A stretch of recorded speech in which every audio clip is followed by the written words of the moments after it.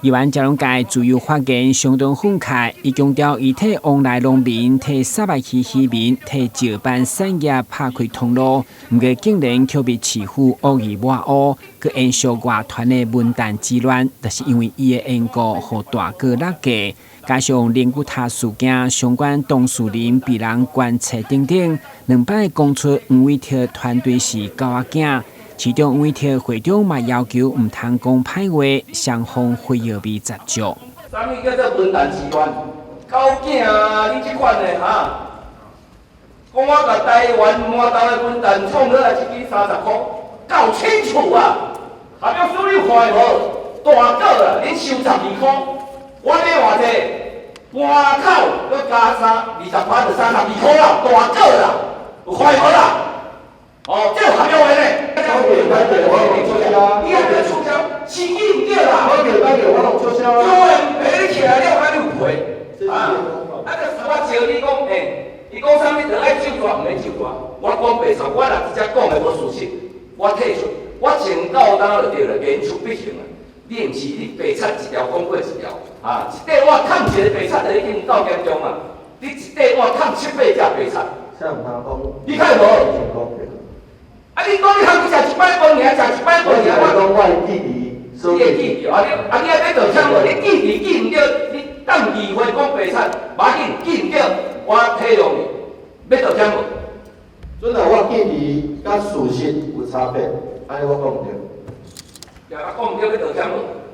啊，你也讲唔对，你有要道歉？我讲唔对，我来道歉嘛。我也讲唔对，我来道歉。啊，你即份你就已经讲唔对了嘛？啊，你讲我这人讲唔对，你讲。我为我。准啊，记忆无周全的所在，我表示歉意。面对一时激动讲出狗仔囝，嘉龙介事后嘛道歉，毋过强调所有不公不义一定会追究到底。在议事厅质询，那我用了“狗囝”2个字啊，哈，我向台南市民道歉，好，但对这一班作奸犯科之辈，我不道歉。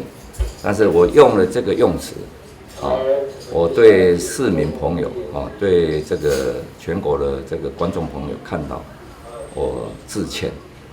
那当然，事实归事实，不断一而再、再而三的扭曲、抹红，断章取义，甚至呢，把这个农民所有损失栽赃在我身上。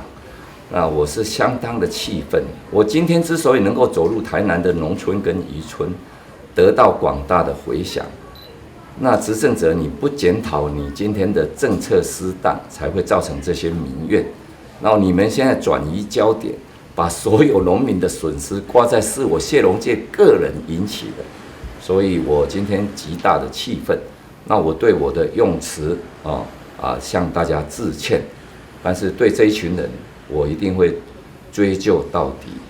对此，黄伟哲事后回应，台南市是民主圣地，针对监督者加被监督者的言行，民众都在看。